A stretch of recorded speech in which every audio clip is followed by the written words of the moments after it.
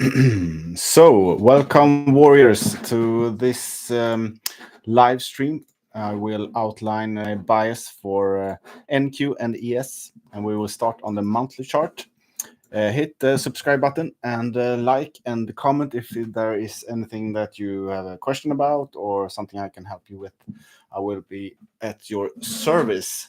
So, I'm an ICT day trader. I usually do these weekend analysis of NQ and ES and maybe some of the currency pair if that's something that you would like me to do. But for most, it's ES and NQ, and I do these for myself firsthand. So I outline the probably weekly range, the weekly expansion, the probability of expansion in some direction. And I do this on a live stream because it makes me accountable to do it, and it might give some value to you guys, and see how another day trader is thinking about the upcoming week. So last week I got I was red on the week. I think the market now is very hard, and I noticed then that when I live trade and I set a trade, I don't really follow my rules, which is set and forget. So I have a rule that is 1 to 2.25 R, and I have the rule set and forget. So when I put a trade on, I have to close the laptop and get out of here. But when I live stream, I obviously would like to stay and follow the trade and comment on it. But I noticed that when I do that, I mixture with the stop loss, put it on break even too fast, and or lower my target. So I have to, when I put a trade on the live streams next week, I have to leave the stream, but the stream will be ongoing, so you can follow it in real time, and I will put some alerts on so that you can. I will get back when it goes target or stop, and we can analyze this together. But during the trade, I will probably not be at the charts, but feel free to stay and look at the charts without me. So let's start with the monthly chart. We can see here on NQ that we are pushing higher. We are very near all-time highs here. It's the obvious liquidity, the draw. So all-time high is the target for next week, and the same on ES. ES is here. We have reached the week like 75%. Let's switch these. Let's do this. Start,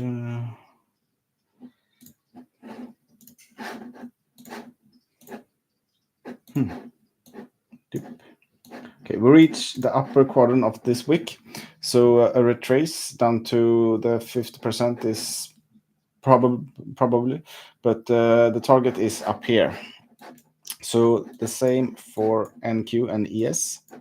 I have a standard projection level up here at the 24,863. And why do I have that one? It's because I made, we can see that on the weekly chart.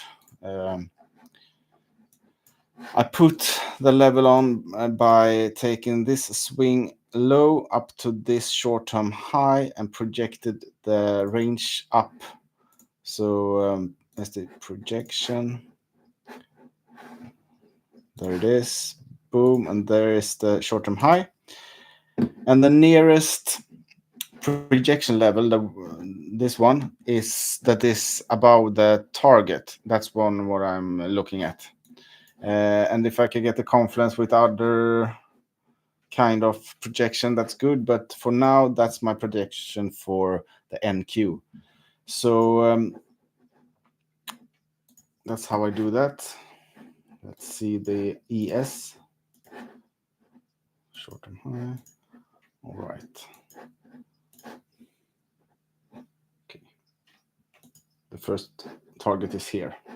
6,391.5. All right. So last week we traded open up low at the low of the quadrant. I talked about this weekly fair value gap for a couple of weeks now. It's where we have ping ponged. We used the quadrants as I outlined. So we worked those levels long enough. And last week, due to the war at Israel and Iran, a lot of people thought we will plummet at the Monday, but instead we opened up with a gap low and then pushed up the whole week. The first 2 days made a weekly range by itself. So we didn't reach the liquidity at all-time high, though. That's what I thought. But this week we probably will do, and we will talk about what I think will happen around here. Same as ES pushed up and are obviously on the weekly on its way to go for the equal highs. Okay, let's drop down to the daily. And this is how I do a top-down analysis, by the way. So this is something you can do by yourself. You mark out the nearest PD arrays around the level that you are at, and the obvious liquidity that the price will probably go through, the liquidity or the inefficiencies. All right, let's go down to the daily. We had the whole week last week, 1, 2, 3, 4, 5. Every day ended up green. So we often doesn't expect more than 3 days in a row to go one way. So after we have 3 days up, we can expect a retrace. But when we are so close to our target, we probably doesn't get any more deep retraces. So that's why I am more. It's more likely for me to make annotations around the level where we are, because I don't think we will break down those and go lower to go up. I think we will use the nearby PD arrays to push higher, because in bullish market at premium levels, the premium, there is often not a lot of retraces. So this is what I did before. This is the levels that I'm looking at now that I think we will use during the next weeks. We left a daily fair value gap down here. I don't think we will reach down there. If we were in discount of this swing down here, we can expect more of dip down under daily lows and such. But up in premium here, I don't think the algorithm will make it possible for institution to go long in this kind of inefficiencies. So I marked out the wicks. Wicks are gaps. I made them with quadrants and up and down here. So I think we can use the upper quadrant or maybe the wick CE, the midpoint, to push higher up to the obvious drawn liquidity here. So this is a move that I can anticipate, something like this maybe. But we don't know. Nobody knows how to open at Sunday open, but perhaps something like this. I am bullish, so every level that we will react to, I will anticipate to push higher. And we will also look at the new week open gap from tomorrow. So 9:30, we have that one in the bag, and we can use that the rest of the week if the price permits us. Also at ES, I marked out